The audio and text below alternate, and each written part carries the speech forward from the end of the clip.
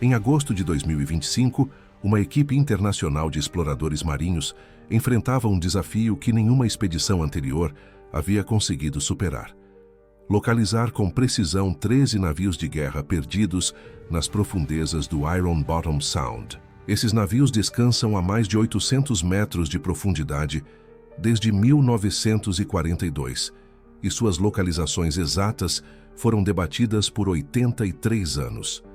Mas desta vez, algo era diferente. Armados com a tecnologia de mapeamento de fundo oceânico de mais alta resolução já utilizada nessas águas, eles estavam prestes a revelar o que gerações de historiadores navais nunca conseguiram ver. Iron Bottom Sound não é apenas um local no mapa. É um cemitério submarino que testemunhou alguns dos combates navais mais ferozes da Segunda Guerra Mundial. Entre agosto e outubro de 1942, 7 grandes batalhas navais transformaram essas águas ao redor de Guadalcanal em um campo de destroços. Dezenas de navios de guerra americanos e japoneses afundaram naquelas profundezas escuras, levando consigo milhares de marinheiros. O nome do local diz tudo: Iron Bottom Sound, o som do fundo de ferro, uma referência direta aos destroços de metal que cobrem o leito oceânico. Alguns desses naufrágios se tornaram lendários.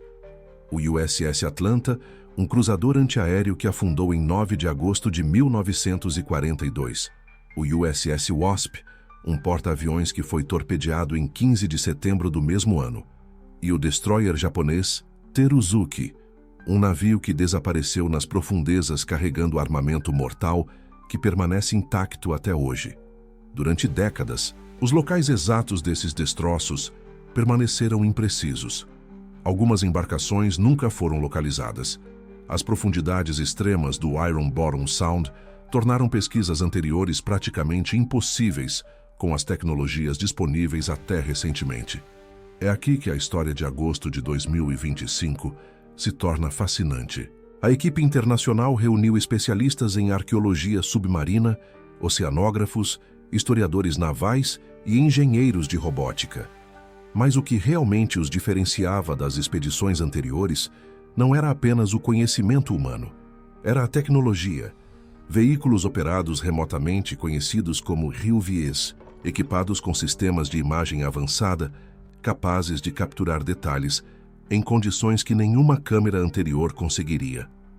E mais, telepresença ao vivo, permitindo que equipes internacionais acompanhassem a exploração em tempo real, analisando dados enquanto os ROVs desciam em direção ao abismo. A coordenação multinacional era crucial. Especialistas dos Estados Unidos, Austrália, Japão e Nova Zelândia trabalhavam juntos compartilhando dados históricos, mapas de sonar e teorias sobre os locais de afundamento. Essa colaboração transformou um problema que havia frustrado pesquisadores por 83 anos em um desafio solucionável. A tecnologia de ponta estava finalmente à altura da tarefa. Quando o primeiro ROV começou sua descida, a tensão era palpável. 800 metros de água salgada separam a superfície do leito oceânico no Iron Bottom Sound. À medida que o veículo mergulhava, a luz do dia desaparecia rapidamente. A 100 metros, ainda havia algum vestígio de luz solar. A 300 metros, escuridão quase total. A 800 metros, o ROV estava operando em um mundo onde a pressão da água poderia esmagar um ser humano instantaneamente. E então, nas telas de monitoramento, surgiu a primeira imagem nítida. Uma estrutura massiva de metal emergindo da escuridão. Um navio de guerra inteiro, descansando no fundo do oceano como se tivesse afundado ontem.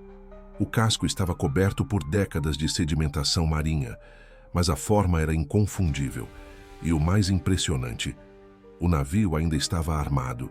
Cargas de profundidade intactas, exatamente como estavam em 1942.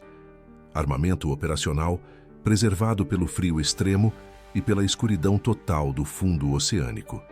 Os dados de sonar indicavam que este era o destroyer japonês Teruzuki, um navio que havia sido perdido durante uma das batalhas mais violentas de Guadalcanal. Mas ver os destroços pela primeira vez, em resolução sem precedentes, era algo completamente diferente de qualquer pesquisa anterior. As imagens mostravam detalhes que nenhuma equipe havia conseguido capturar antes. Escotilhas ainda fechadas, torres de artilharia apontadas como se estivessem prontas para disparar, e aquelas cargas de profundidade mortais, esperando silenciosamente no escuro. A descoberta do Teruzuki foi apenas o começo. Validou o método, provou que a tecnologia funcionava. Provou que a equipe internacional havia desenvolvido a abordagem certa para resolver um mistério de 83 anos e desencadeou uma onda de entusiasmo entre os exploradores. Se conseguiram localizar o Teruzuki com essa precisão, o que mais estava lá embaixo esperando para ser encontrado? A equipe rapidamente identificou mais alvos via sonar. Os dados começaram a revelar padrões. Assinaturas de metal no leito oceânico que correspondiam ao tamanho e forma de navios de guerra conhecidos. Ao todo, 13 alvos foram confirmados. 13 navios que haviam lutado e afundado naquelas águas durante os combates de 1942. Alguns eram conhecidos, outros não. E aqui está o detalhe que mudou tudo. 3 das descobertas eram completamente novas. 3 destroços que nunca haviam sido documentados antes. Navios que a história naval oficial não havia registrado com precisão, ou que haviam sido perdidos sem que ninguém soubesse exatamente onde repousavam. A possibilidade de descobrir não apenas os locais de navios conhecidos, mas também revelar destroços totalmente novos, trouxe uma dimensão adicional à expedição. Mas quanto mais fundo a equipe explorava, mais complexo o desafio se tornava. Alguns dos destroços estavam em profundidades ainda maiores. Outros estavam em posições no fundo oceânico que exigiam manobras precisas dos Zehovs. A tecnologia de ponta que havia funcionado perfeitamente para o Teruzuki seria testada ao limite nas próximas explorações. E as perguntas começaram a surgir. O que essas novas descobertas revelariam? Haveria evidências de tripulações ainda a bordo? Que segredos esses navios guardavam, preservados por 83 anos no fundo do oceano? A equipe sabia que estava apenas arranhando a superfície? Literalmente, 13 alvos confirmados significavam 13 histórias para desvendar. 13 cápsulas do tempo aguardando revelação. E à medida que os ROV se preparavam para descer novamente, rumo a profundidades ainda mais extremas, uma coisa ficou clara. Esta expedição estava prestes a reescrever o que sabíamos sobre as batalhas de Guadalcanal e os homens que lutaram nelas. A equipe de ROV estava pronta. Os sistemas de imagem avançada estavam calibrados, os cabos de fibra ótica estendidos até os limites de sua capacidade. O que estava prestes a acontecer nas próximas horas reescreveria a história naval do Pacífico. O primeiro mergulho profundo começou às 6h23 da manhã. O ROV desceu lentamente através da escuridão absoluta, suas câmeras de alta definição penetrando águas que não viam luz solar há 83 anos. A 812 metros de profundidade, as primeiras imagens começaram a aparecer nas telas. E o que eles viram os deixou sem fôlego. O primeiro navio estava perfeitamente preservado, não corroído além do reconhecimento, não enterrado em sedimentos. Estava ali exatamente como tinha afundado em agosto de 1942. As torres de canhões ainda apontavam para cima, como se estivessem prontas para disparar. Cargas de profundidade intactas alinhadas no convés. Uma cápsula do tempo de 83 anos, congelada no momento de seu último suspiro. A equipe japonesa identificou imediatamente a estrutura. Destruidor classe Fubuki, provavelmente o Teruzuki, perdido em 12 de dezembro de 1942. Mas não era só identificação visual. A resolução do mapeamento era tão alta que eles podiam ler números de série em equipamentos. Podiam ver detalhes de danos de batalha que contavam a história exata de como esse navio morreu. Isso era algo que nenhuma expedição anterior havia conseguido. Mas um navio era só o começo. Nos 3 dias seguintes, os mergulhos se tornaram uma cascata de descobertas, navio após navio, revelado com detalhes impossíveis. A equipe trabalhava em turnos de 12 horas, documentando sistematicamente cada achado. 13 alvos totais tinham sido confirmados pelo sonar. Agora era hora de dar rostos a essas assinaturas fantasmagóricas. O segundo navio foi encontrado a 743 metros. Cruzador americano, classe Atlanta. O USS San Juan? Não, os registros mostravam que ele sobreviveu. Mas a configuração da torre de canhões, o padrão de danos no casco, a posição em que descansava no fundo, tudo isso contava uma história. A equipe americana estudou cada ângulo, cada detalhe estrutural. Esses não eram apenas naufrágios. Eram documentos históricos tridimensionais. Terceiro navio, quarto, quinto. Cada descoberta trazia uma explosão de atividade. Especialistas em Tóquio, Sydney, Washington, Londres, todos conectados por telepresença ao vivo, analisando as imagens em tempo real. Ex-inimigos agora trabalhando lado a lado, montando o quebra-cabeça de uma batalha que matou milhares de seus avós. A tecnologia estava fazendo o que 8 décadas de expedições não conseguiram. Não era apenas sobre localizar os navios. Era sobre entendê-los, sobre ler a história escrita em aço dobrado e torres destruídas, sobre ver pela primeira vez o que realmente aconteceu naquelas noites caóticas de 1942. Sexto navio, sétimo, oitavo. O investimento de tempo estava sendo recompensado a cada novo mergulho. Cada naufrágio confirmado era mais uma peça do quebra-cabeça histórico se encaixando. A equipe estava sistematicamente reescrevendo o registro naval do Iron Bottom Sound. Mas então, no 11º mergulho, algo extraordinário aconteceu.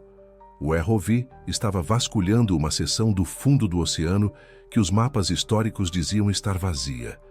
Nenhum registro de naufrágio, nenhuma reivindicação de descoberta anterior. Apenas fundo oceânico vazio a 891 metros de profundidade, exceto que não estava vazio. Uma sombra massiva emergiu na tela. A princípio, a equipe pensou que era uma formação rochosa, mas à medida que o ROV se aproximava, a verdade se revelou. Casco de aço, torres de canhões, estrutura de superestrutura parcialmente colapsada. Um navio que ninguém sabia que estava ali. A sala de controle explodiu em atividade frenética. Historiadores navais começaram a folhear registros de batalha. Equipes japonesas e americanas comparando listas de perdas. Este navio não estava em nenhum mapa. Não estava em nenhuma lista de naufrágios conhecidos. 83 anos de história naval, e ninguém sabia que ele existia aqui. Era uma descoberta completamente nova, e não era a única. 2 dias depois, o 12º mergulho revelou outro. Mais 847 metros de profundidade, outra assinatura de sonar que não correspondia a nenhum naufrágio documentado. A configuração era diferente, menor. Possivelmente um contratorpedeiro japonês de uma classe que os registros diziam ter sido perdida em águas mais ao norte. Mas estava aqui, no Iron Bottom Sound, onde nenhum historiador havia procurado. A terceira descoberta nova veio no 13º e último mergulho.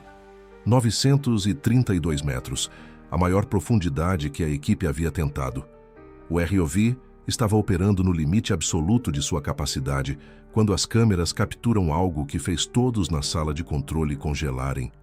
Um navio de guerra, classe Congo, pela configuração das torres principais. Os japoneses perderam vários durante a campanha de Guadalcanal, mas todos tinham localizações de naufrágio conhecidas, exceto este. Este estava perdido de verdade. Perdido não apenas fisicamente, mas perdido para a história. Perdido para os registros. Perdido até mesmo para as memórias das famílias que choraram sua tripulação em 1942. E agora, em agosto de 2025, 83 anos depois, ele foi encontrado. 3 novos navios. 3 capítulos da história naval que não existiam até esta expedição. 3 embarcações cujas tripulações morreram sem que o mundo soubesse exatamente onde descansavam. Até agora. A equipe ficou em silêncio por um longo momento, olhando para as imagens na tela. Não era apenas um triunfo técnico, era um momento de justiça histórica. Esses marinheiros, japoneses e americanos, que morreram nessas águas em 1942, finalmente tinham suas sepulturas reconhecidas. O registro oficial estava sendo reescrito em tempo real, mas a magnitude real do que eles alcançaram foi além da simples descoberta. A coordenação internacional tinha sido perfeita. Japoneses, americanos, australianos, britânicos, neozelandeses, todos trabalhando como uma única equipe. Nações que já foram inimigas mortais agora compartilhando dados, compartilhando expertise, compartilhando o peso da história. E as famílias. 83 anos é uma eternidade para esperar por respostas. Algumas dessas famílias, filhos de marinheiros perdidos que agora eram idosos, finalmente teriam um lugar para visitar em suas mentes. Uma coordenada GPS, uma profundidade, uma confirmação de que seus pais, avós, bisavós não foram simplesmente engolidos pelo oceano e esquecidos. Eles foram lembrados, encontrados, honrados. A telepresença ao vivo significava que especialistas de todo o mundo participaram dessas descobertas no momento em que aconteceram. Não semanas ou meses depois, quando os dados foram processados, mas ao vivo, em tempo real, vendo os mesmos pixels que a equipe de expedição via. Era colaboração histórica em uma escala nunca antes possível. 13 navios documentados, 3 descobertos pela primeira vez, o mapeamento de mais alta resolução já criado do fundo do oceano, tudo em menos de 2 semanas de trabalho. Mas enquanto a equipe começava a processar a enormidade do que haviam alcançado, uma nova pergunta começou a surgir. O que esses navios guardam?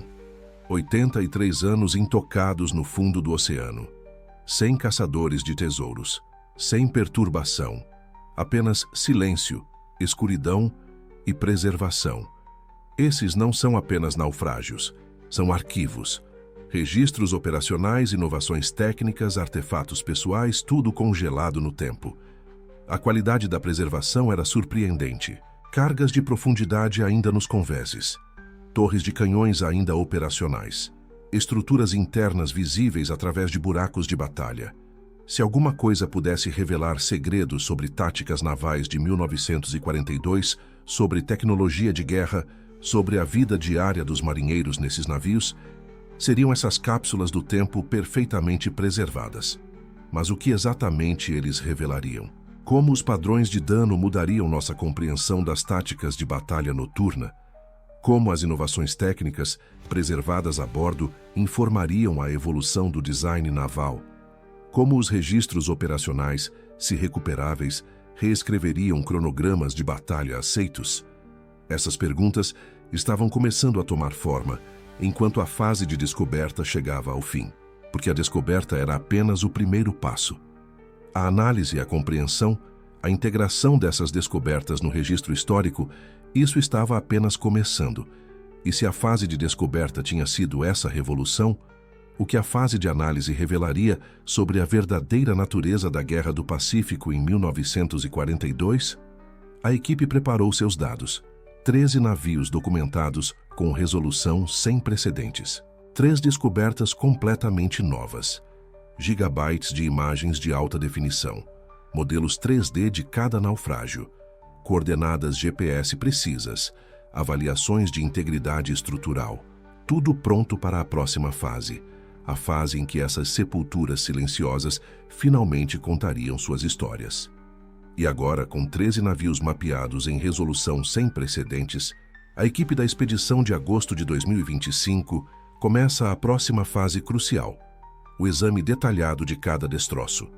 Cada navio não é apenas um túmulo subaquático, é uma cápsula do tempo congelada no momento exato em que afundou entre agosto e outubro de 1942.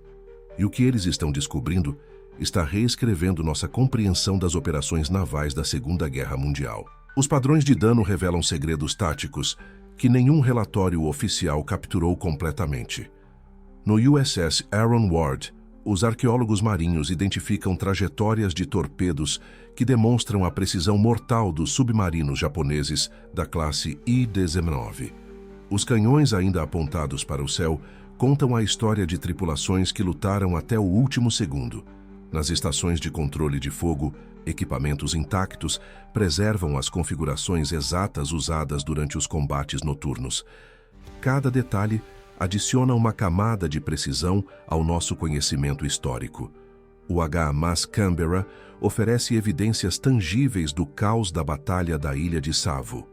A destruição massiva na ponte de comando confirma relatos de testemunhas oculares que, por 83 anos, foram considerados exagerados pelo trauma de guerra. Não foram. Os danos são ainda mais extensos do que os sobreviventes descreveram. A velocidade com que o cruzador pesado afundou agora faz sentido completo. Múltiplos torpedos japoneses atingiram simultaneamente, desencadeando explosões secundárias que destruíram compartimentos inteiros em segundos. Mas é o elemento humano que torna esta descoberta verdadeiramente profunda. Nos destroços melhor preservados, equipamentos pessoais permanecem onde foram deixados há mais de 8 décadas. Capacetes, ferramentas, instrumentos de navegação. Cada item é um lembrete silencioso de que estes não são apenas artefatos históricos. São sepulturas de homens que nunca voltaram para casa. Marinheiros japoneses, americanos, australianos, britânicos, neozelandeses. Adversários na guerra, agora unidos no mesmo cemitério subaquático. Os protocolos de pesquisa da expedição respeitam rigorosamente esse status sagrado. Nenhum artefato é removido. Nenhum destroço é perturbado. A tecnologia de sonar de varredura lateral e os veículos operados remotamente permitem documentação completa sem profanar as sepulturas. É arqueologia marinha na sua forma mais ética. Preservar a história sem perturbar o descanso final daqueles que a viveram. E há outro tesouro potencialmente recuperável: logs operacionais, documentos de navegação, ordens de batalha que podem ter sobrevivido em compartimentos selados. Se futuros esforços de preservação conseguirem acessar esses registros sem danificar os destroços, teremos acesso direto às decisões táticas, aos desafios operacionais e às comunicações que moldaram as batalhas do Iron Bottom Sound. Seria como encontrar as anotações pessoais dos comandantes, escritas minutos antes de suas mortes. A descoberta de agosto de 2025 agora faz parte do registro histórico permanente. Não é apenas mais uma expedição de pesquisa que publica resultados em periódicos acadêmicos e depois desaparece na obscuridade. O impacto desta operação transcende fronteiras e gerações. O reconhecimento oficial veio rapidamente de múltiplas nações. O governo australiano designou formalmente os destroços do HMAS Canberra como sítio de patrimônio protegido. A Marinha dos Estados Unidos emitiu declarações reconhecendo a importância histórica dos destroços do USS Aaron Ward e de outros navios americanos identificados. O Japão, através de suas agências de patrimônio marítimo, confirmou protocolos de preservação para os navios de sua frota afundados. Antigos inimigos agora colaboram na proteção desses túmulos submarinos. Para as famílias, este reconhecimento significa algo impossível de quantificar. Durante 83 anos, muitos descendentes de tripulantes perdidos no Iron Bottom Sound não tinham um local físico para honrar seus antepassados. Os navios estavam perdidos no mar de forma literal e abstrata. Agora, coordenadas GPS precisas marcam as localizações exatas.